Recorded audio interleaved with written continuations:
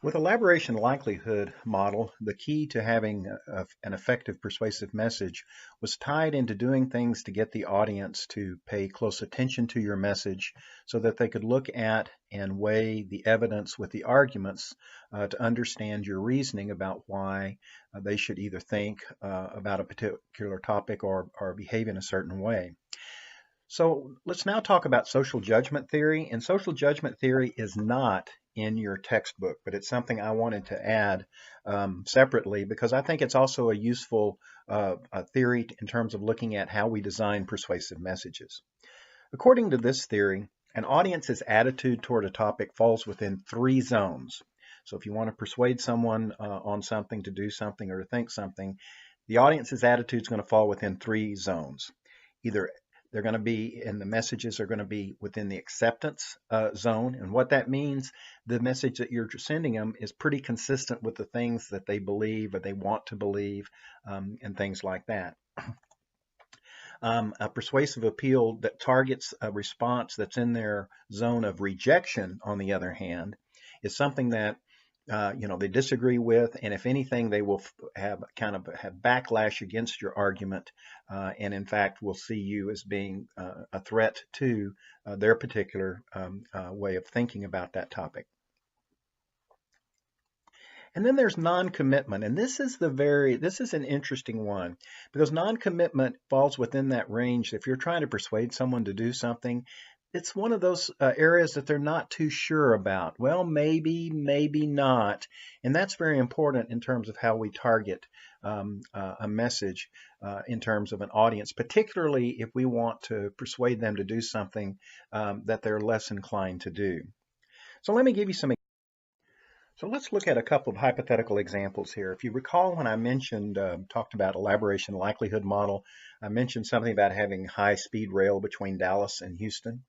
And let's suppose what I wanted to do is to get you to vote for such a proposition. And so let's suppose that one end of this issue is that we will build a rail and it will all be above ground. That's at one extreme. And then in the very middle, we would work with landowners to decide whether or not what parts of the rail go above ground, what parts run through pastures, and things like that. And then let's say at the other extreme, it's all through pasture land. Well, in this particular topic, notice that the range of acceptance is kind of in the middle. That's marked by that A. A person might say, well, it seems reasonable that you would work with landowners and kind of work out what fits best for them that's less disruptive. And then on the other hand, you might reject a particular position that was, let's just do it all through pasture land, or let's just do it all above ground. That might fall within your range of rejection. But notice how broad the non-commitment ranges are on either side of the acceptance.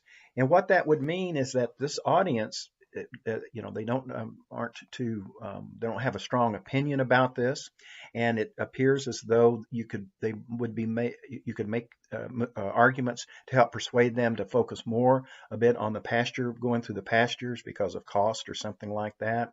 Or you might be able to persuade them to go more on the above ground part for the sake of the environment or something like that. So a topic like this, there's a lot of room that you might target your message in order to get people to vote for this particular issue of having high-speed rail between Dallas and Houston. Now let's look at another one. Now this is where we would ban private ownership of assault rifles. Okay, that's something that's talked about. And notice here, this is something that a lot of people feel very strongly about.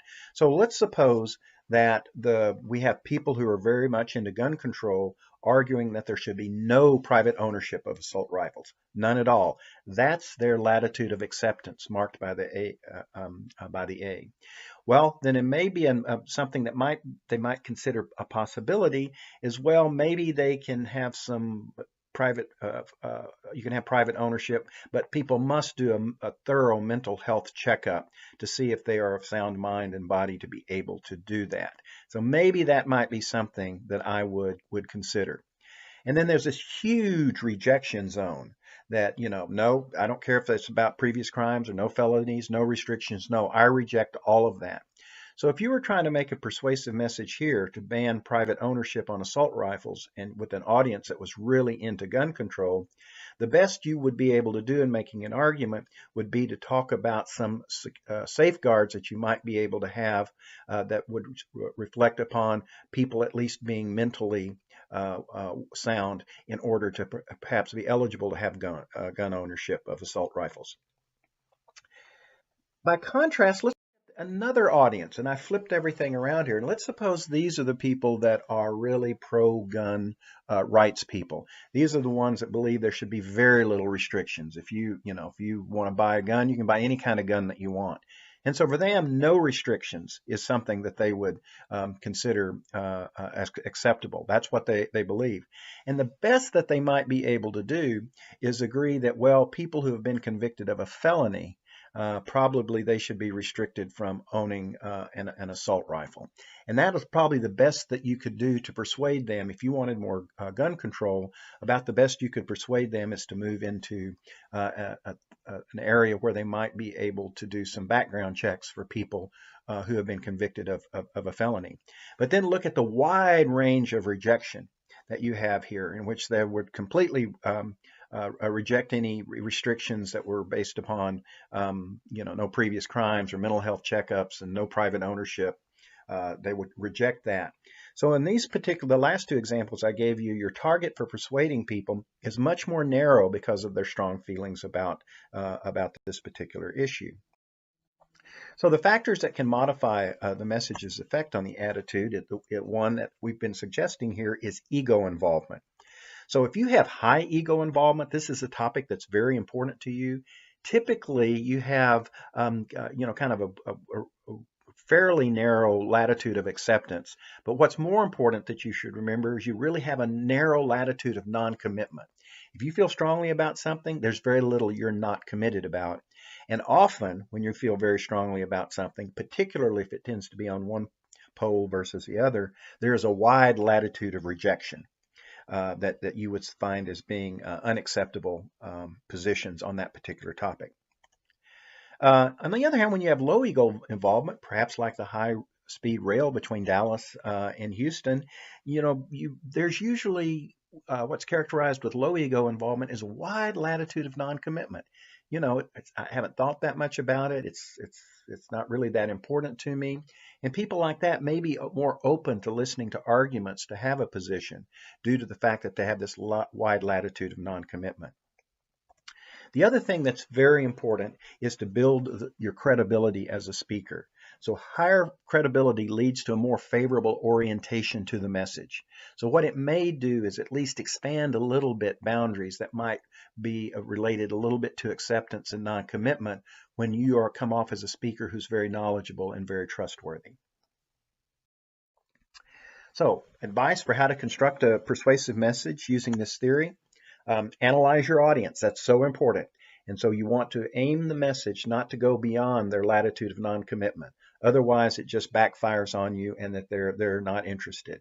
So if you're trying to move an audience from one position and get them closer to moving in a direction you are in favor of them moving, then aim for something that you think that they're not quite sure about. They could go one way or the other, and make your case on that particular point. And of course, enhance your credibility. Anything you can do that always helps an audience be more receptive to your message.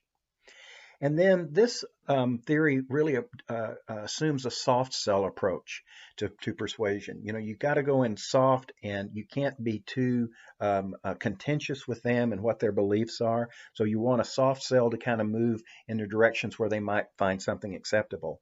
The hard sell, where you really confront them and as I said, be somewhat contentious, that according to this theory, that approach will backfire.